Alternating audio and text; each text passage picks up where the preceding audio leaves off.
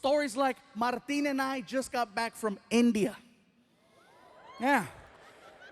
So let me tell you, I started posting on Facebook and Twitter that we were going to go out there to do these shows. And then people started sending me messages questioning what I was going to do. First of all, are they going to understand you in India? Will they understand English okay? Will they be able to follow along with your stories? Once we got there, I come to find out that more people speak English in India than in all of the US and Canada put together. Might as well throw Mexico in there for extra credit. Because there's that many people, and yes, they have the internet. They got the internet, they got Bollywood, they got Hollywood. They understand American culture so much more than we understand theirs. Second thing, people tried to warn me about going over there. Gabriel, be careful. India is a third world country. Don't drink the water in India. It contains parasites that'll make you really sick. Don't eat the food from the street people, especially the street meat. It contains a parasite that'll make you really sick. And most importantly, there's a lot of crime over there. Don't stay out late. When the sun goes down, you go down.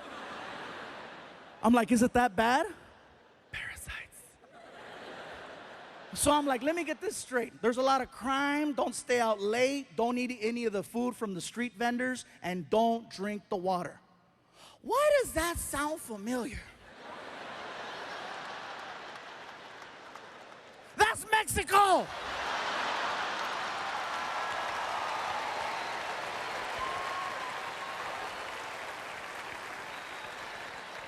When Martin and I got over there, we found out that Indian people and Mexican people have so much in common, you guys. I'm telling you, it's insane how similar we are, especially the food. The food is so similar. For example, Mexicans love tortillas. Indian people love naan bread, which is a fluffier form of a tortilla. Mexicans love chicken. Indians love chicken. Mexicans love hot and spicy. Indians invented hot and spicy. Most popular drink in Mexico is Fanta. Most popular drink in India is Fanta. Indian people worship cows. Mexicans love barbecues.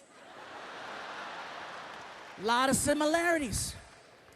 Most of the people that I met over there were very hardworking and humble. And I gotta tell you, every time I talked to someone, I was always greeted the same way. They'd look at me, they'd put their hands together, they'd do a little bow, and they say, Namaste, which is an endearing hello. It's really nice and sweet. And then I noticed that Indian people, when you're talking to them, do this thing with their head, where it will begin to move side to side as they're speaking. Now, at first when you notice it, you think, oh, he slept wrong. He just got a kink in his neck. Get a Tempur-Pedic. Now, when they start speaking, their head starts moving. And I noticed this. The guy is checking us into the hotel, and he's really cool. He's like, listen, if you have any problems at all, okay, you call the front desk, you press 0. We will send somebody to your room to help you. Whatever you need, we got it for you right here, okay? It's very good. Now, one thing I notice is the more they talk and the more excited Indian people get, the more the head starts to move around. Somebody at the hotel yelled out to the clerk, that's Fluffy. And the guy was like, oh my God, I don't believe it. I can do it. I thought it was you. I thought it was you. Oh my God, I cannot believe it. This is so crazy. Oh my God, Fluffy, Fluffy, Fluffy. Even crazier than that is that the mouth is actually connected to the neck. When the mouth stops moving, the head stops wherever the mouth left off. And when you see Indian people talking to each other, you can see it. Okay, let me tell you something. Okay, okay, hold on. Wait, hold on, wait, okay. Like if you're Indian and you stutter, you are so screwed. Somebody stop him!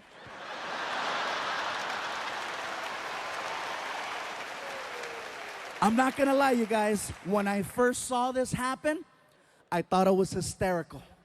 I thought it was funny. But then I started thinking about it. Head movement is just a form of expression. No matter where you live in this world, people express themselves in their own unique way, whether through facial expressions, hand gestures, body movement, extra words. Everywhere you go, things are different, and that's just how they express themselves in India. Now back to the whole Indians-Mexican thing. That is something else that we share in common with Indian people. Head movement. Now, some of you in the building tonight are like, stupid. We don't have head movement. Yes, we do. It's a little different. See, with Indian people, the head movement is side to side. Mexicans, our head movement is front to back. The difference between that is that with Mexicans, we have to be very, very upset in order for you to see the head movement. Otherwise, you can't tell. With Indians, it's all the time. Oh, today is such a nice day. It is such a beautiful day today. I'm so happy. It's very nice, very good. Oh my God, I can't believe it's so nice. It's such a pretty. Mexicans, when we're mad, that's when it comes out. For non-Latinos, hey, trust me, you cut off a Mexican in traffic, see what happens.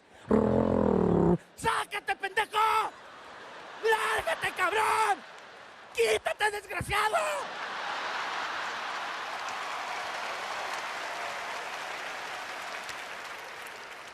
That's funny. I don't know why the black people are laughing. You guys take it all. Oh, no, you didn't. Oh, hell no. I know he ain't talking about me. I hit a bell. I hit a bell.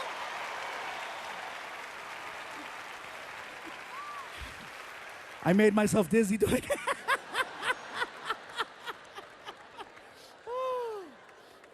So let me tell you guys, if you ever get the opportunity to travel to India, I encourage you to check it out. You are gonna see some beautiful things. You are gonna see some amazing things. You are gonna see some sad, depressing things and some real horrible things. Overall, it's a well-balanced trip. But when you get back home here to the United States, you will have a whole different appreciation for your life. Believe that. I guarantee this, you guys. There's a lot of people in India, and with a lot of people comes a lot of traffic.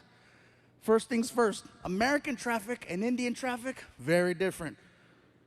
Here, whatever happens on the freeway will stop the whole freeway. In India, there's 10 times the traffic, but it moves. See, the problem is Americans, we're fascinated by accidents. We're fascinated by the idea of seeing potential death. That's why we slow down on the freeways. We say we don't want to see it, but what happens in traffic? You know, What's going on over there? there doesn't even have to be a collision. You could be on the 101 freeway and a car has a tire blowout and it spins. Doesn't hit anything. It's now facing oncoming traffic. You know what happens to the rest of the freeway? Even on the other freeway where there's no accident. And again, what's going on? What's going on? I'm sorry, hey, somebody might be dead. Sorry. In India, if there's an accident in the middle of the street, you know what they do?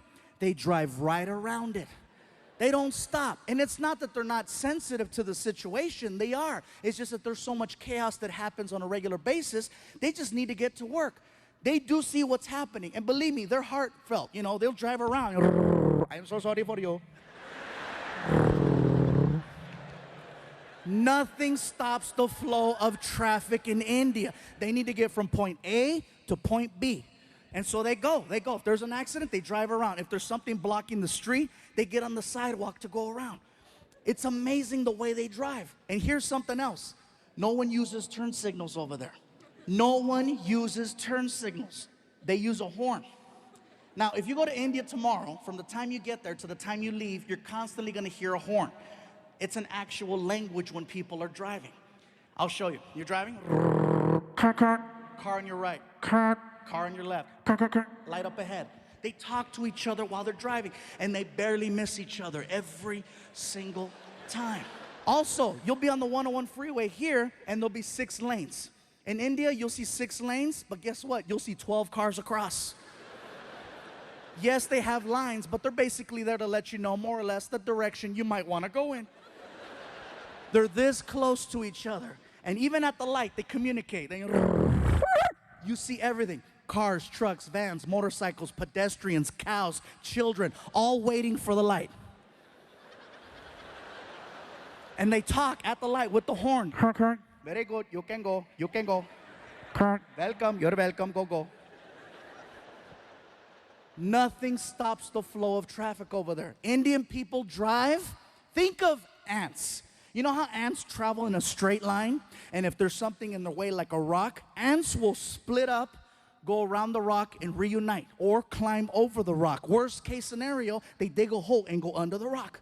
That's the mentality of driving in India. A man can get shot in the middle of the street. People just look at each other. Somebody pick him up.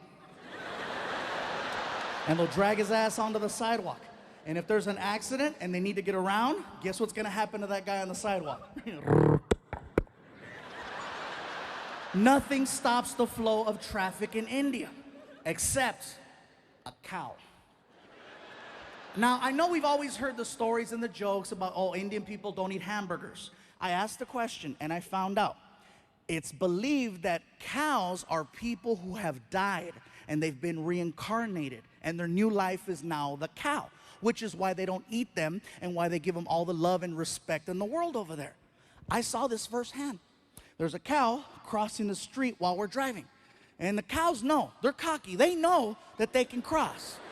Friggin', all the and the cows out there all cocky. Gling, gling, gling, gling. No one honks at the cows. No one yells at the cows. No one touches the cows. They wait for the cows to finish crossing. The cow that we had laid down. The driver just shut off the car. Started tweeting. There is a cow in the middle of the street. Hashtag Momo.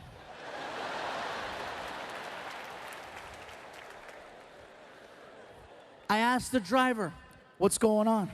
Sir, there is a cow. I see that there's a cow. Are you gonna honk at it, go around? What's gonna happen? We cannot honk at the cow. We must wait for the cow to move. You're kidding. I am not kidding. We must wait for the cow. We drove past a dead body 15 minutes ago. That is probably him.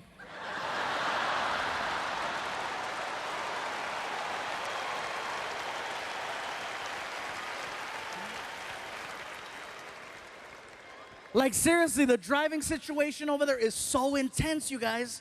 One morning while we're there, I needed to get to the airport fast because I overslept. And so I get in the cab and I hand the driver a $50 bill. And I go, sir, I am running very late. I need to get to the airport as soon as possible. Whatever side street you have to take or back road, I'm all for it. Whatever you have to do, let's do it.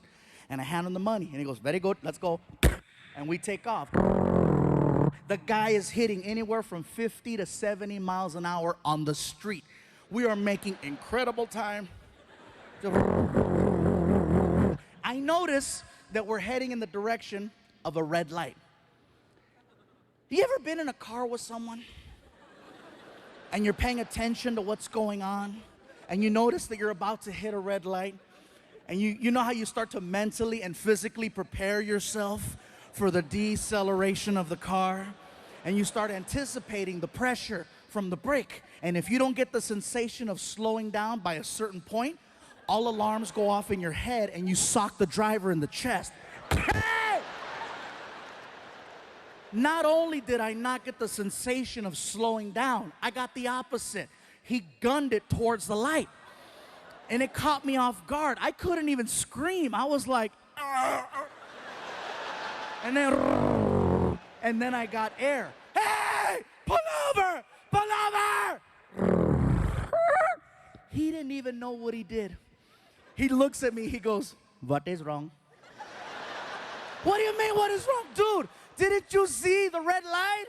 As calm as can be. Didn't you see there was no one there? You told me, whatever you have to do, okay? Whatever you have to do, you do. Do you want to yell or do you want to make plain? He made a good point. I sounded like a third grader. I want to make plain. Like seriously, that's a video game I want to see. I want to see Grand Theft Auto India. It was so crazy, you guys. And this is just us being there. I haven't even gotten to the part of us performing.